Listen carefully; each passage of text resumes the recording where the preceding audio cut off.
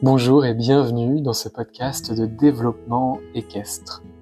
Ici, nous partageons une vision éthique, technique et holistique de l'équitation, c'est-à-dire dans une approche globale, considérant les relations d'interdépendance, de cause à effet entre l'humain et le cheval.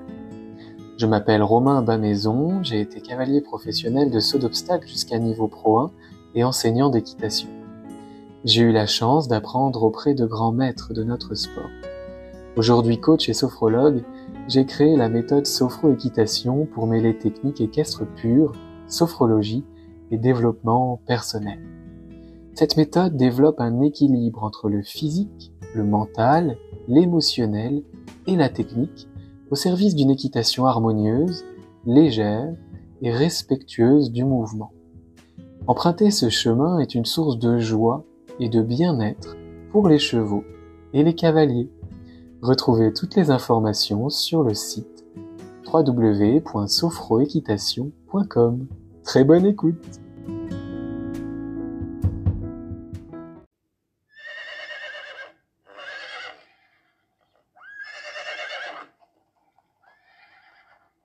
Bonjour à tous et bienvenue dans ce nouvel épisode sur l'énergie en équitation. Et aujourd'hui, une fois et coutume, je suis avec Pascaline. Bonjour Pascaline. Bonjour Romain et bonjour à tous ceux qui nous écoutent. Alors, Pascaline, du coup, je t'ai proposé de faire cet épisode sur l'énergie appliquée à la pratique équestre, puisque quand j'étais jeune, tu m'en as beaucoup parlé.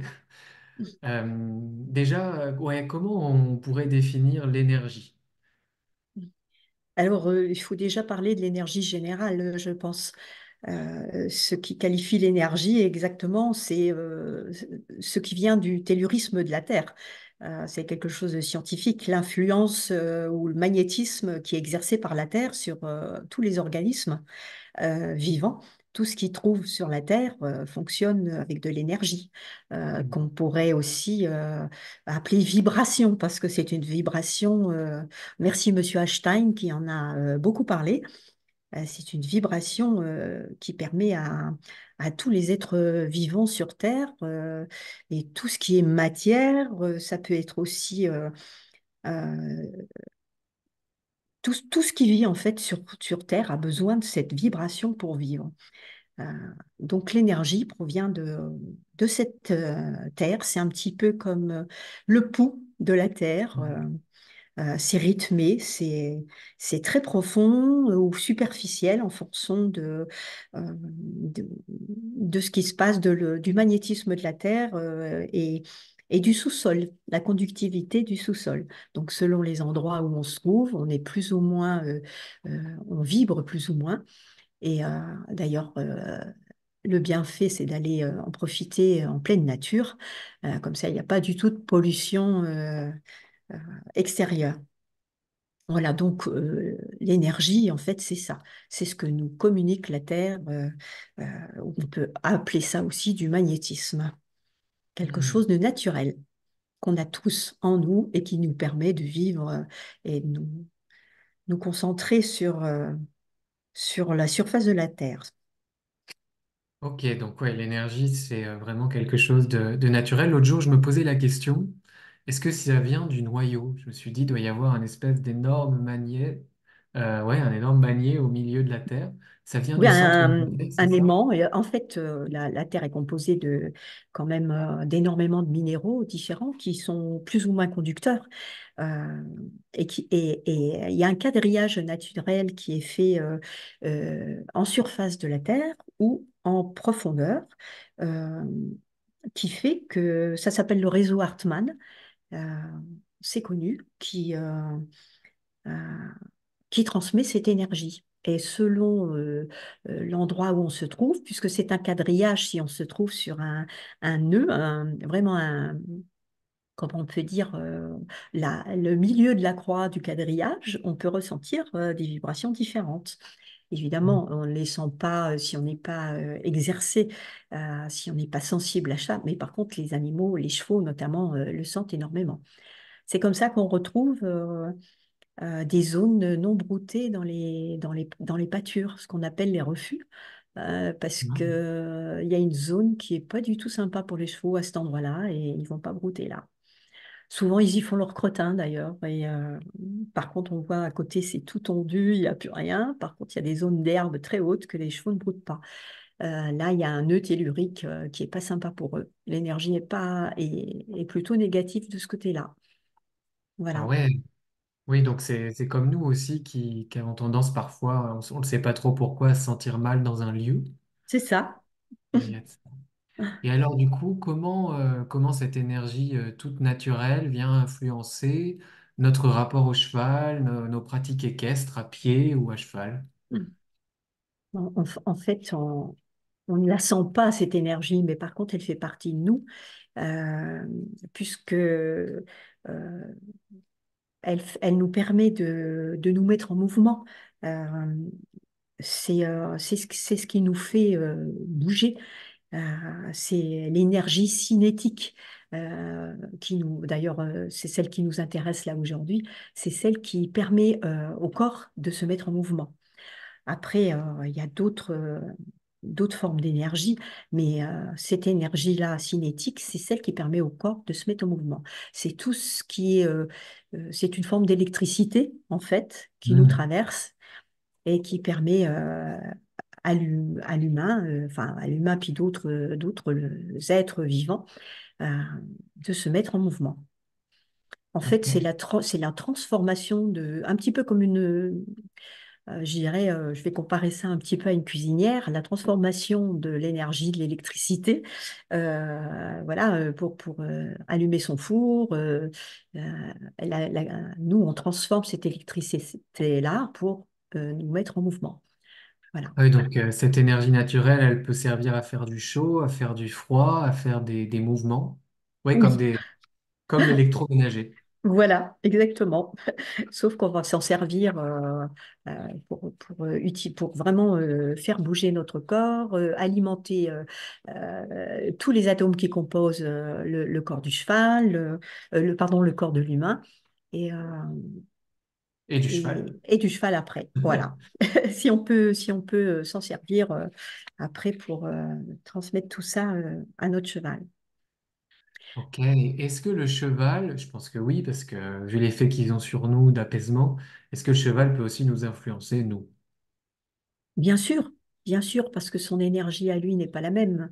Euh, euh, Si on considère, d'après les études scientifiques, que justement que cette énergie se traduit par une forme de vibration qui est censée être en accord avec les vibrations de la Terre pour être bien, pour être en harmonie et se sentir bien, les animaux, et notamment les chevaux, puisque c'est notre sujet, eux, sont en accord permanent.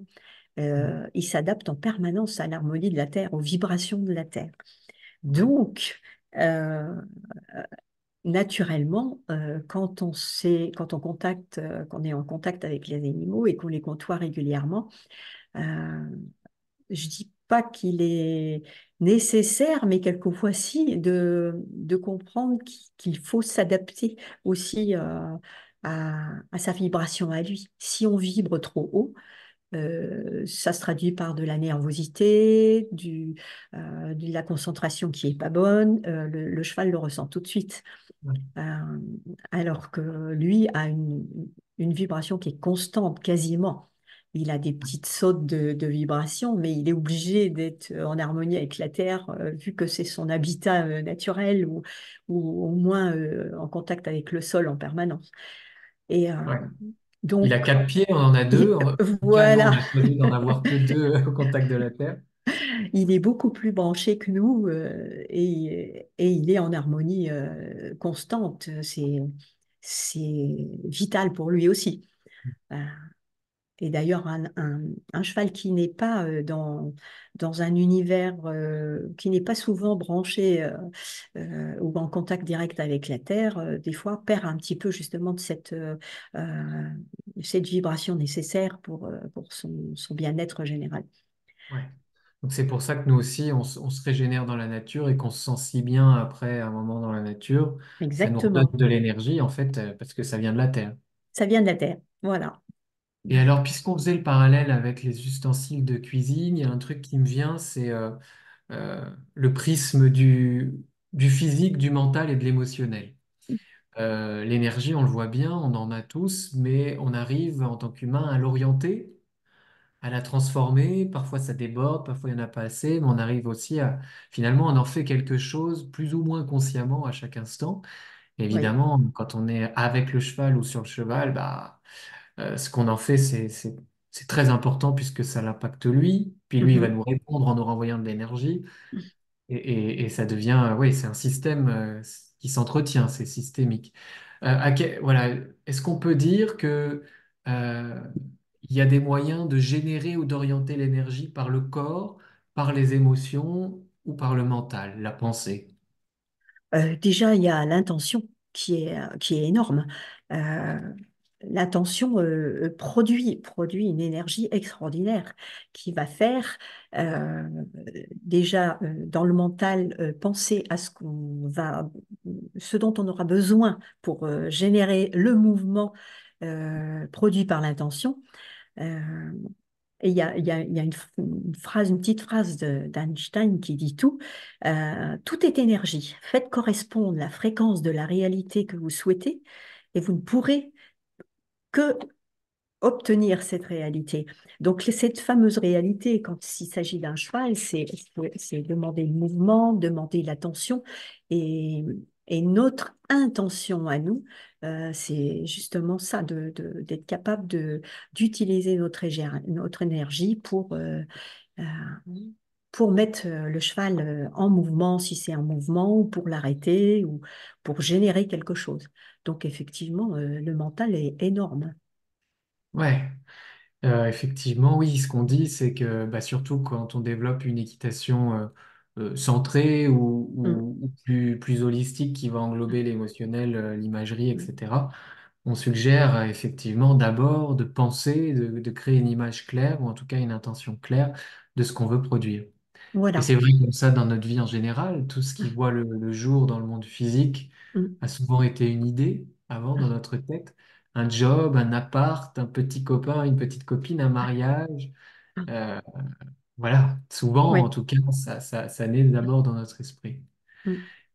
Et je dirais, je sais pas, tu vas me dire ce que tu en penses, je dirais qu'il y a plusieurs portes d'entrée aussi pour transformer l'énergie, pour la générer ou l'orienter. Il va y avoir effectivement la pensée, le mental, Mm. et on le voit bien quand on pense à notre dessert préféré, on salive déjà, on a une espèce d'acidité dans la bouche. Bien les acteurs hein, qui remplacent des fois en acteur studio la personne avec qui ils jouent une scène par leur dessert préféré pour jouer l'attirance, on comprend bien que ouais, dans notre esprit va générer de l'énergie. Ou quand on pense à nos vacances, on peut ressentir une émotion aussi. Oui. Et c'est vrai que l'intention, l'imagerie mentale va générer de l'énergie alors. Mm. La visualisation euh, du but à atteindre ou seulement du chemin. Euh, et tout ça demande énormément d'énergie. Euh, D'énergie dans la concentration, dans l'attention. Euh, c'est euh, c'est indispensable. Enfin, moi je pense qu'il faut à un moment donné justement en prendre conscience de cette énergie.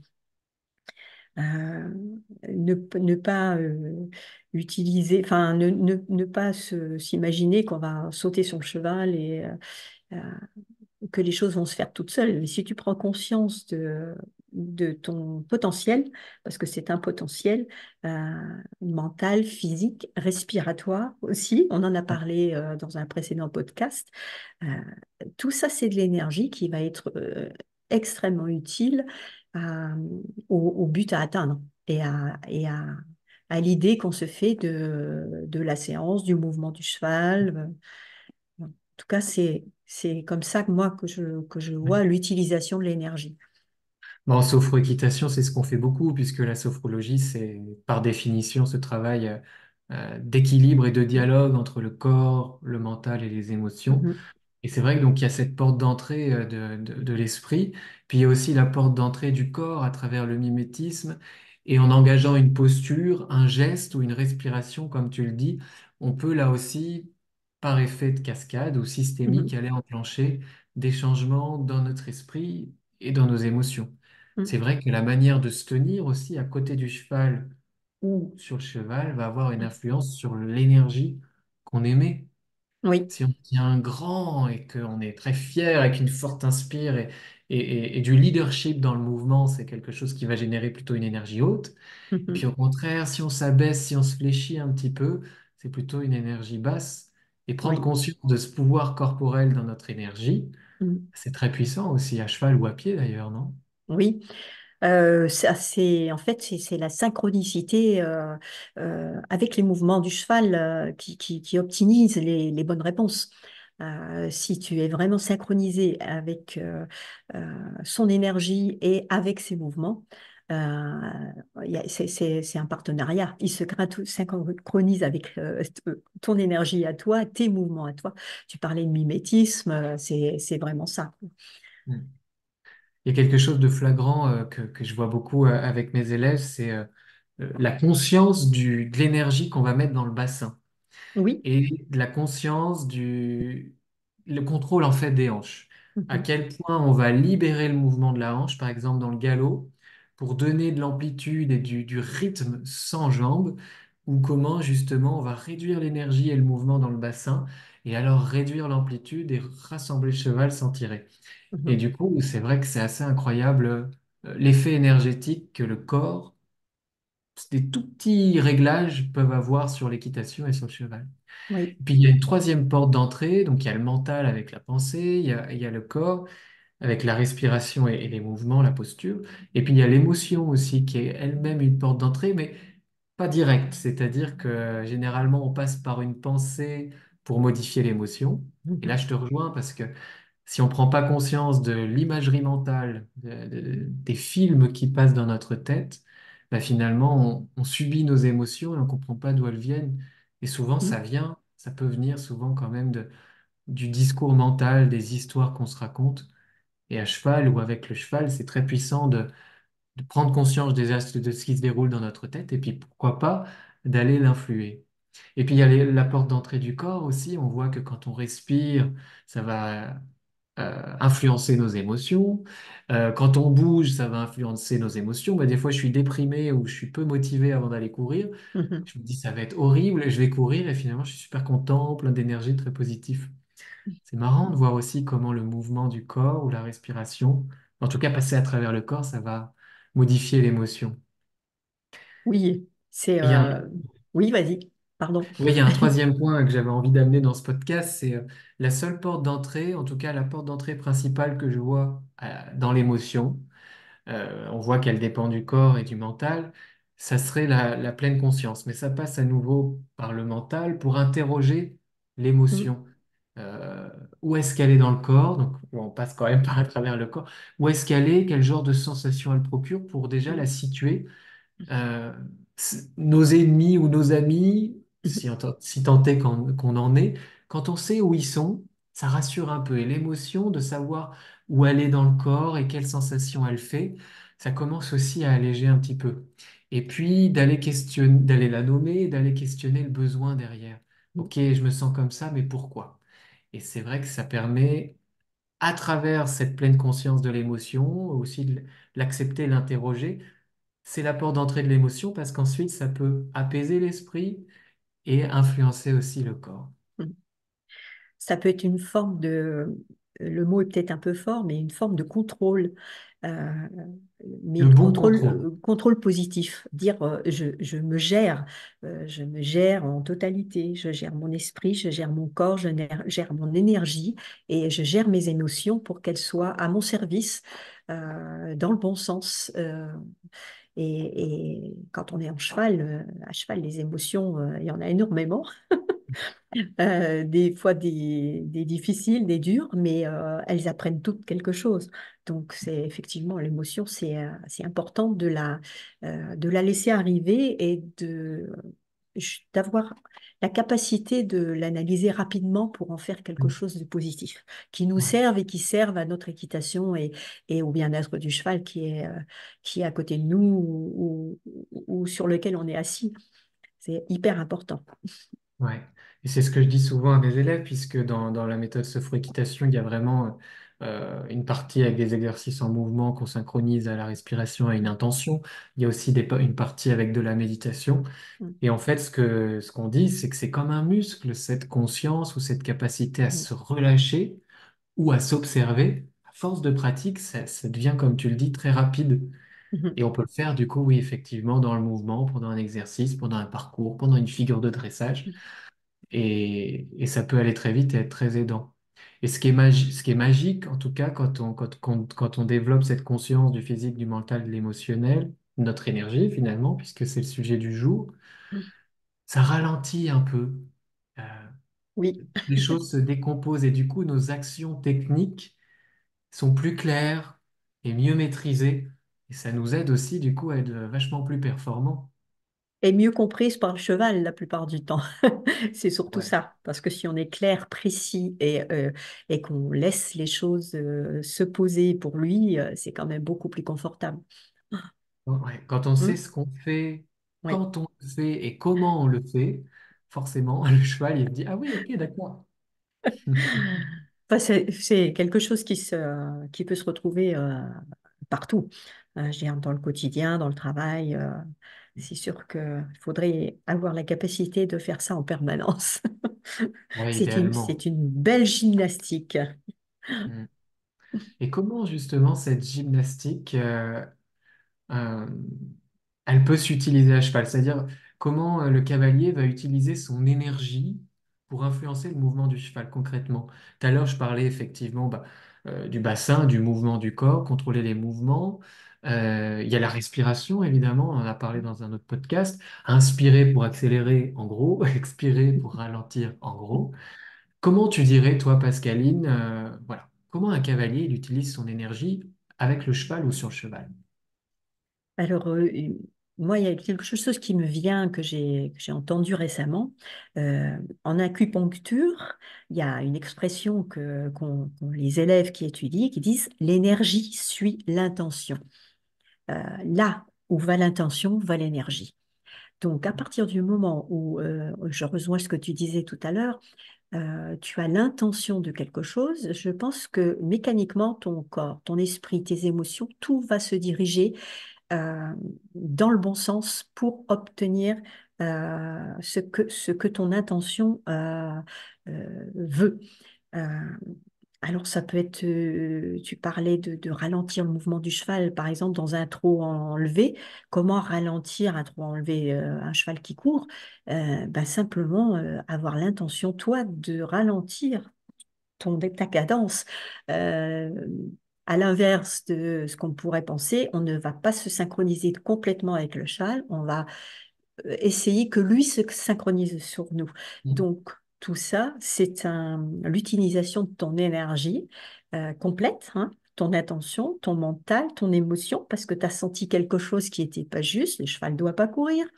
Donc, tu vas ralentir ton trop enlevé. Enfin, moi, bon, c'est un exemple concret hein, que je mets souvent en pratique pour utiliser toute cette énergie que tu as en toi à tous les niveaux pour justement reconnecter ton cheval, le remettre dans un mouvement qui te semble plus juste. Alors, ça peut très bien être à pied, enfin en travail à pied que travail monté. Je ne suis pas une spécialiste du saut, mais quand tu vas sauter et que tu as besoin de ralentir ton cheval ou de le remettre un peu sur les hanches, évidemment, tout ça, ton énergie complète doit être au service de ce que tu vas demander à ton cheval.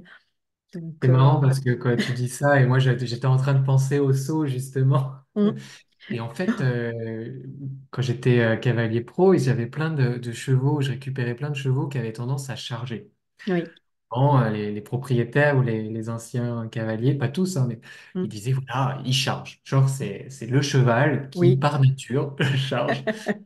Et en fait, ce qui crée de l'incompréhension ou un peu ce mythe des cavaliers doués ou un peu feeling et tout ça, bon, Mm.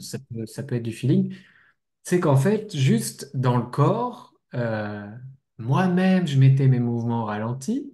Mm. Dans la respiration, plus profond, plus doux aussi, et Mm. beaucoup d'expire, surtout dans la battue d'appel du saut. Euh, et dans la tête, vraiment presque un vide, ou en tout cas, cette Ah. intention que ça aille le plus doucement possible. Alors dans le podcast, quand je parle comme ça, c'est chiant, mais pour les chevaux, c'est super sympa. Et évidemment, tout ça, ça a amené aussi une émotion naturellement, beaucoup de calme en fait. Et les chevaux, en fait, ben, c'est marrant et ça crée la surprise parce que, ah, ils chargent pas. Et en fait, on se rend compte que voilà, c'était le cavalier qui chargeait lui-même dans sa tête, dans son corps, et dans sa respiration et ses émotions. Et c'est Et vrai, tu parlais du trot, oui. et c'est marrant des fois de voir des élèves en cours de dire mais il précipite, et tu vois le cavalier qui jette le bassin en avant à chaque foulée avec beaucoup de tonicité.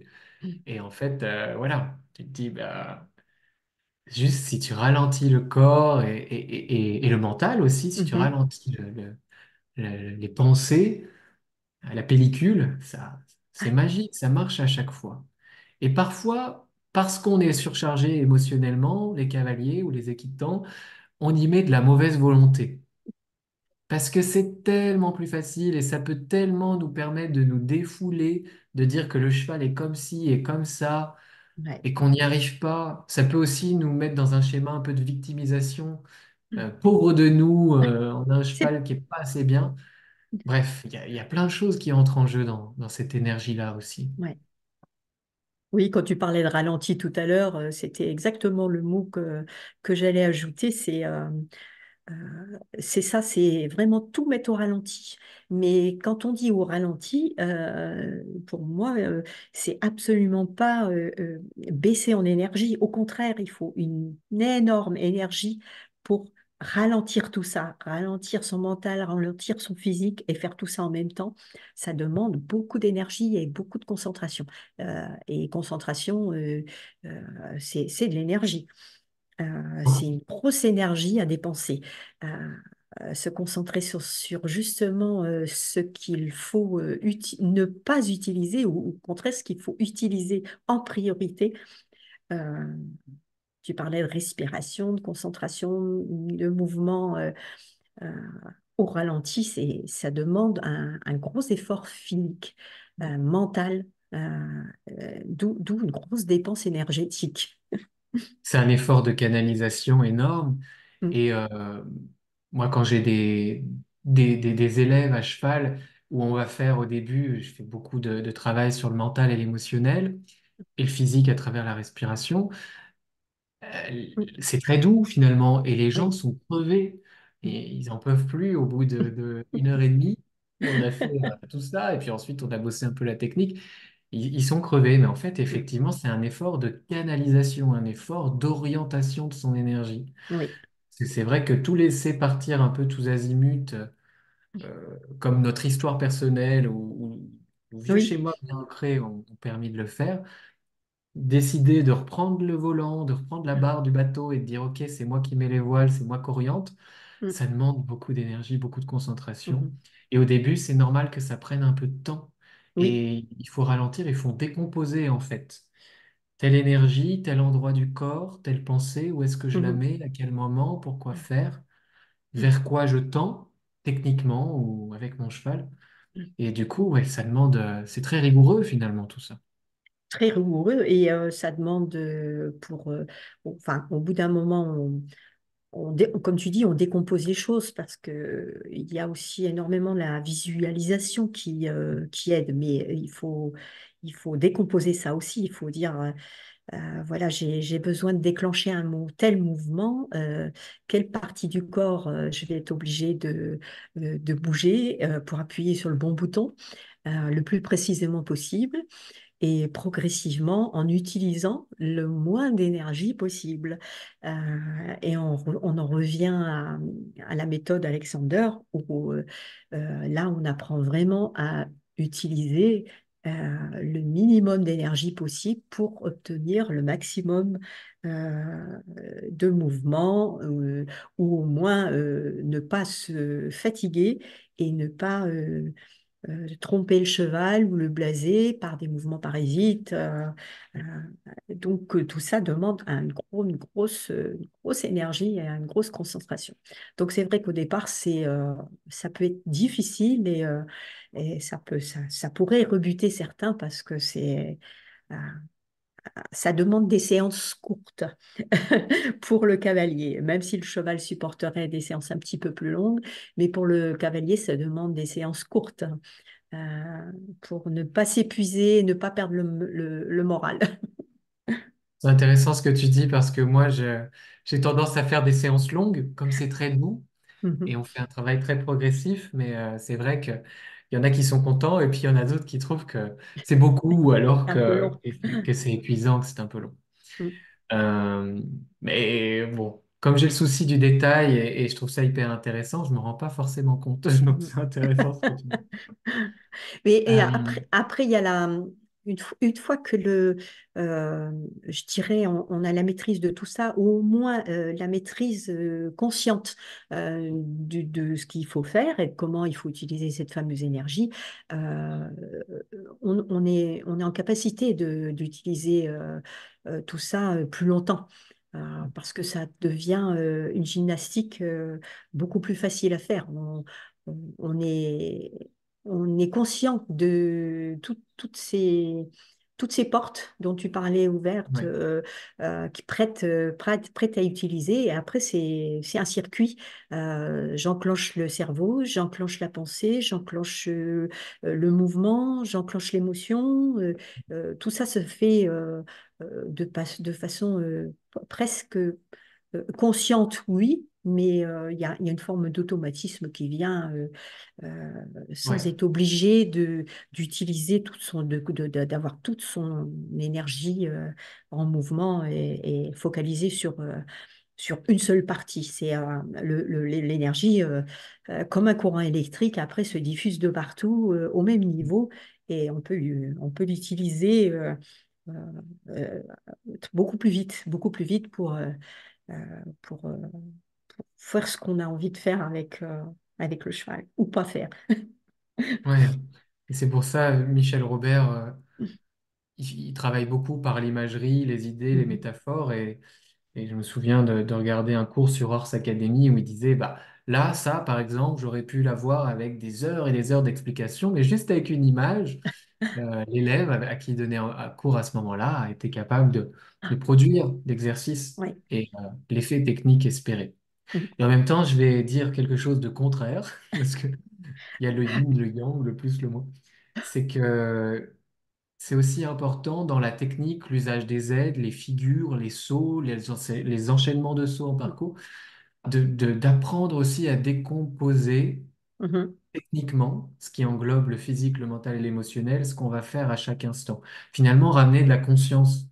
Et Oui. par exemple, avant un exercice, une session à la jambe ou bien un enchaînement de sauts, je demande à mes élèves de décomposer chaque action, Mhm. chaque pensée qu'ils vont construire, chaque moment où la respiration va être importante avant l'exercice. Et en fait, cette volonté d'abord et ce plan d'action ensuite facilite grandement la mise en application.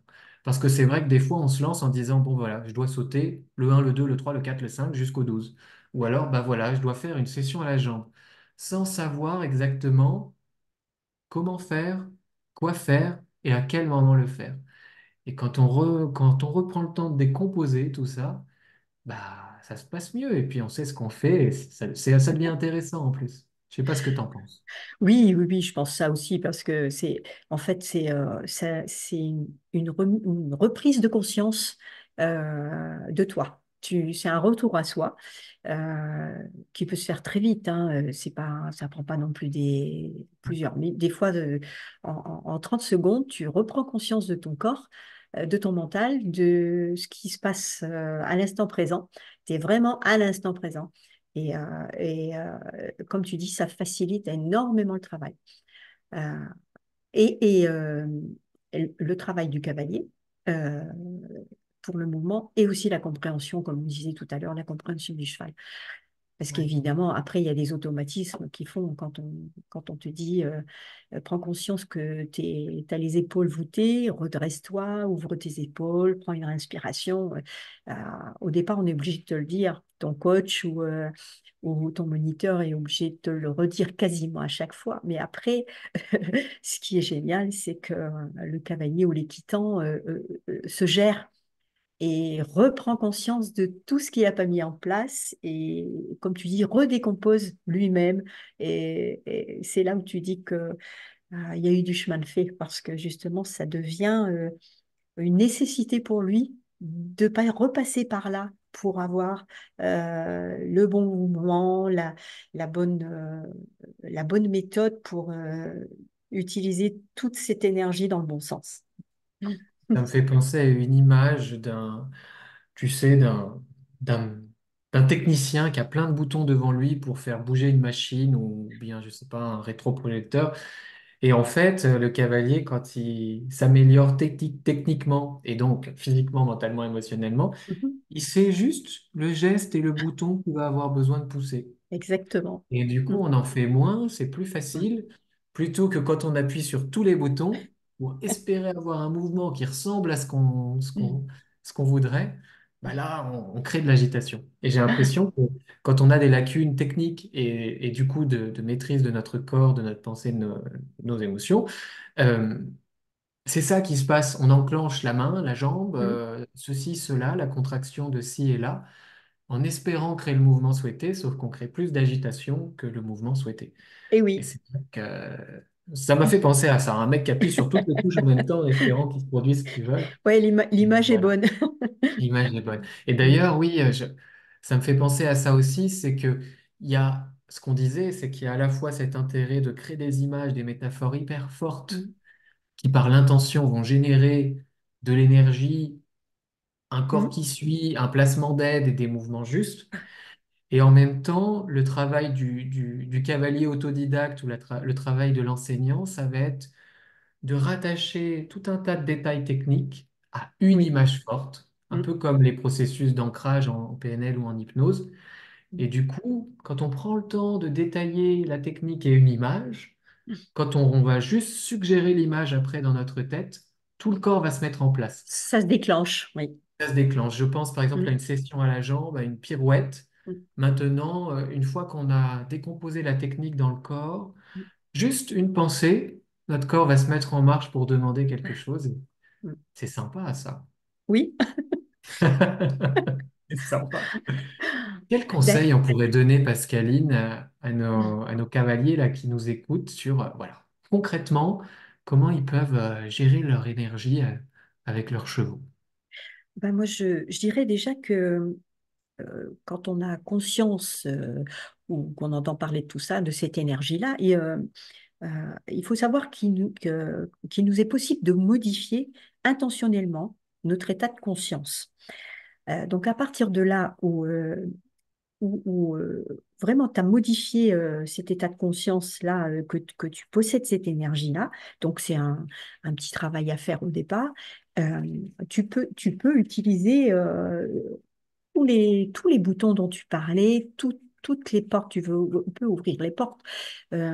Après, la difficulté, ça va être je dirais, d'avoir un petit peu de patience pour se tester, parce qu'il faut se tester.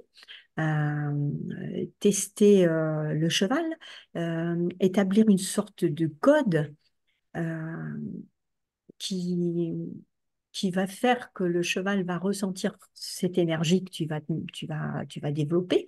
Euh, et là, le dosage est hyper important.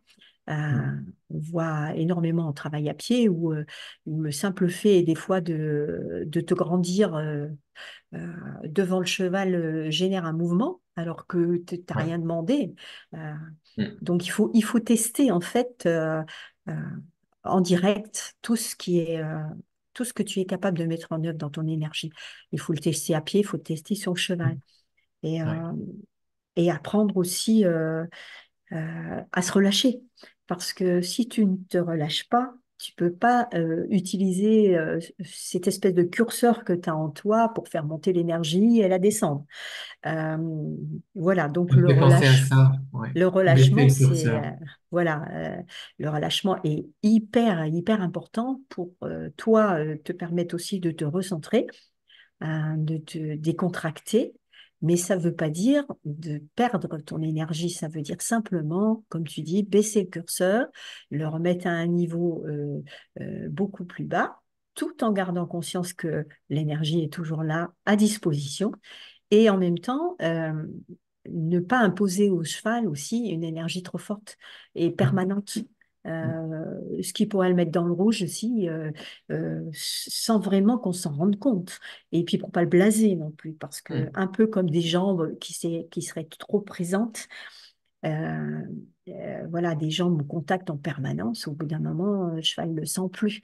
Et je pense que l'énergie, c'est la même chose. Il faut l'utiliser comme un accélérateur de mouvement que tu as en toi ou un frein. Euh, Mm. on en avait parlé un petit peu avec la respiration. Être capable d'utiliser ce fameux curseur pour faire monter cette énergie ou la faire baisser à volonté, Mm. euh, pour moi, c'est d'abord un test, euh, après avoir pris conscience de tout ce dont on a parlé, il faut le tester. Parce que toutes les personnes n'ont pas le même niveau d'énergie et le même niveau vibratoire, puisqu'on en revient là. Il y en a qui ont un niveau vibratoire très haut et qui ont besoin d'aller au niveau 1, voire au niveau 2 de leur curseur et pas plus loin. D'autres vont être obligés de monter ça à 8, voire à 10. Voilà, jusqu'à être capable de maîtriser justement euh, ce petit curseur à disposition. Ouais. Ça me fait penser à l'image d'une symphonie, l'énergie, pour qu'elle soit appréciable et audible, il faut que ce soit un peu une symphonie qui ait des variations, des pauses, un peu comme un bon éloquent. Il Oui, va mettre des pauses, il va monter la voix, il va la baisser. Ou alors dans une discussion où les gens n'écoutent pas, souvent on remarque que de parler aussi fort qu'eux, ça nous fait pas beaucoup plus être écoutés. Et par contre, ce qui est marrant, c'est que quand beaucoup de gens parlent fort et qu'on se met à chuchoter, tout le monde s'arrête et nous écoute.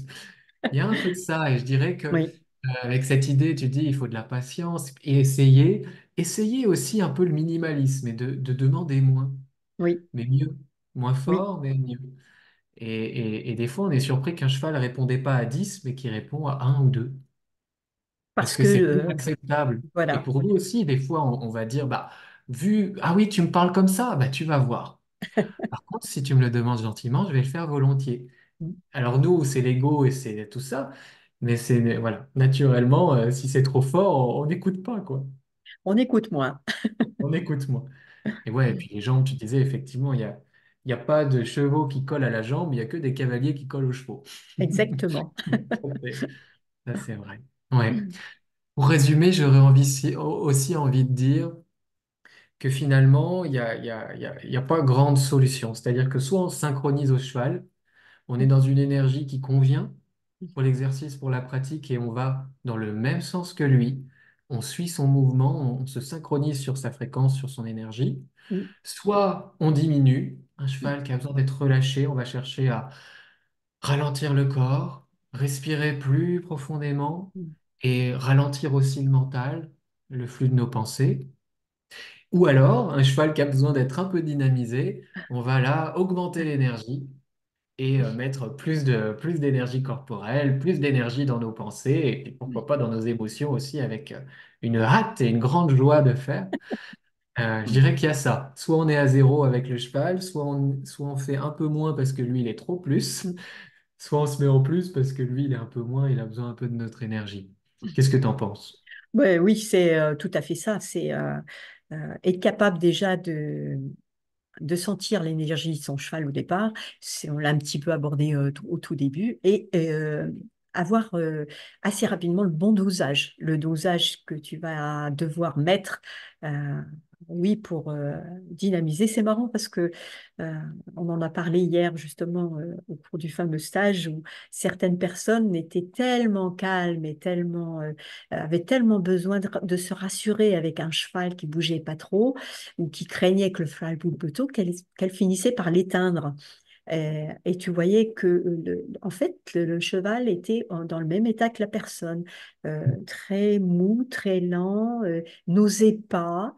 euh, et l'intervenant dit, mais voilà, la personne se plaint que son cheval est très mou, que je dis, mais en fait, c'est toi qui l'a ramolli, qui l'a éteint ton cheval. Donc, prends conscience que à un moment donné, ce que tu disais à l'instant, il faut peut-être en mettre un petit peu plus pour le réveiller, mais pas pour l'exciter, mais pour le réveiller. Et effectivement, il y a d'autres chevaux où il va falloir en mettre un peu moins parce que naturellement, ils sont très dynamiques, euh, très vivants, très dans le sang, et il va falloir que ce soit toi qui fasses l'effort euh, de te poser un peu plus, de t'ancrer un petit peu plus et de faire baisser toi ton énergie. Ouais. Notre corps et notre mental, en fait, c'est vraiment notre instrument technique. Oui, Et oui, oui. en le maîtrisant, on arrive ensuite à amener le cheval là où on veut. Et puis pour finir, finalement, c'est cette image-là des chevaux, des cavaliers qui ont toujours des chevaux excités ou d'autres cavaliers qui ont toujours des chevaux calmes. En fait, c'est vraiment l'humain qui va amener le cheval, puisque le cheval, ouais, il se met en miroir, en calque Oui, sur notre oui. fréquence un peu. Ah oui. Quand on parle aussi des fois de cavaliers qui ont les cheveux, les fesses électriques, hein, on l'entend, c'est vrai que bah, l'énergie du cavalier descend directement dans le corps du cheval, hein. La dynamique, elle est transmise en direct, là. Oui, il y a une colonne Ouais, vertébrale qui est mise sur oui. une autre colonne vertébrale en perpendiculaire, donc vraiment ça Ça, inclut, quoi. ça fait une batterie chargée à bloc, là. C'est ça. Bon, ben écoute, merci Pascaline. Est-ce que tu aurais envie d'ajouter quelque chose pour conclure? Ben, je dirais à ceux qui vont nous écouter, testez, testez-vous et amusez-vous, quoi, parce que euh, c'est tellement plaisant d'être capable de, comme tu le disais justement il y a 2 minutes, de n'utiliser que ton instrument à toi, uniquement ce que tu as en toi. Pour communiquer avec ton cheval de la façon la plus naturelle et la plus simple possible. Tu as tout ce qu'il faut, on a tout ce qu'il faut sur nous, à l'intérieur de nous. Le corps, le mental, la respiration, l'envie, l'intention, tout est là. Tout est là. Il suffit d'en avoir conscience et de l'utiliser. Alors, évidemment, de temps en temps, il faut un peu d'aide, un coach ou quelqu'un qui te pilote ou qui t'aide à prendre conscience de tout ça et à savoir l'utiliser à bon escient. Mais tout est là. Donc, profitons-en. On a besoin de rien d'autre. Et c'est un plaisir après. Et ça facilite grandement, grandement la communication et le confort du cheval. Faut y Ouais. penser quand même. Le confort, sa compréhension à lui et son confort. Parce que tout est clair. Tout devient clair et Et quand on précis. parle ouais, clair Mm. et précis et respectueux de Oui. l'intégrité physique, morale du cheval. Oui. Et quand on parle d'équitation plus éthique, plus responsable, c'est ça en fait. C'est une Oui. meilleure utilisation des outils qu'on leur met sur le dos et les outils, c'est nous. Voilà. Le corps, le mental et tout ça. Et du coup, on peut se passer aussi de certains autres outils comme des enraînements, des éperons, des choses comme ça parce que Exactement. Mm. merci Pascaline et merci à Ben, vous si merci vous à êtes toi. arrivés jusqu'au bout de ce podcast. Merci à toi, Romain. Et puis, c'était encore un sujet vaste. On s'est un petit peu étalé, mais il y a tellement à dire. Mhm. Ouais, bah écoute, c'était un plaisir en tout cas et à bientôt pour un prochain épisode. À bientôt. Allez.